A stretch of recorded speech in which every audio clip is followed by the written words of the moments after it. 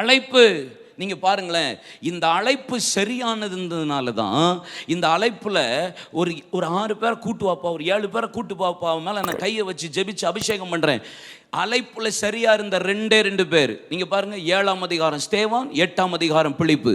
அபிஷேகம் பண்ணி அழைப்புல கரெக்டா இருந்தவன 7ஆம் அதிகாரம் 8ஆம் அதிகாரத்தில் கர்த்தர் பயன்படுத்தி இருக்கிறார். சரியா இருக்கிறவங்களை கர்த்தர் பயன்படுத்துவார். அழைப்புல நிற்கிறவர்களை. அழைப்பு இருந்தா சீஷர்களின் பெருக்கம் வரும். ஊழியக்காரங்க வேலையை செய்யணும். அதுக்காக நம்ம ஜெபிக்கணும். ஆமென். நீங்களும் ஊழியக்காரன் வேலையை பார்க்க வைக்கணும். எங்களை பிரசங்கம் பண்ண விடுறீங்களா நீங்கள்? எங்களை ஜெபம் பண்ண விடுறீங்களா நீங்கள்? என் பாஸ்டர் எங்கள் வீட்டுக்கு வரல, என்னை கவனிக்கலை, என்கிட்ட பேசலை, என் மூஞ்ச தூக்கலை, அதை செய்யலை, இதை செய்ய இல்லை. எங்கள் வேலை என்னடா வேலை?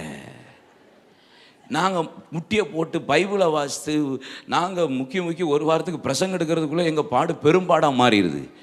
1ஆம் தேதி நான் 2 பிரசங்கம் பண்ணி, 2ஆம் தேதி 4 பிரசங்கம் பண்ணி, 3ஆம் தேதி 2 பிரசங்கம் பண்ணி, இப்போ நான் இங்கே 4ஆம் தேதி இப்போ அதிகாலையில் நிற்கிறேன்.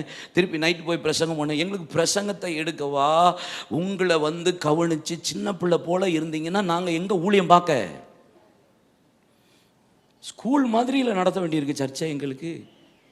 பாஸ்டர் நொல்லிட்டான், ஸ்கூலில் சொல்லுவாங்கன்னு, டீச்சர் குத்திட்டான், ஏண்டா லப்பரை எடுத்துட்டான், உங்களெல்லாம் வச்சு நாங்கள் எழுப்புதலையா பார்க்க?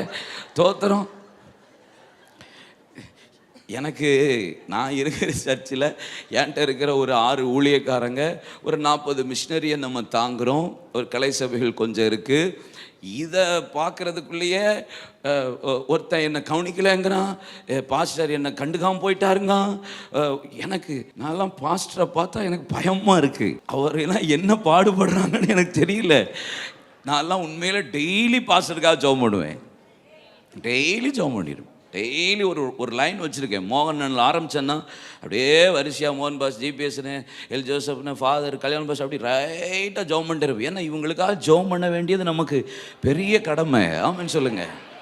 பெரிய பொறுப்பில் இருக்காங்க. நீங்கள் அழைப்பை பெற்ற ஊழியக்காரங்களை பிரசங்கம் பண்ண, ஊழியம் செய்ய விடணும் விசுவாசிகள்.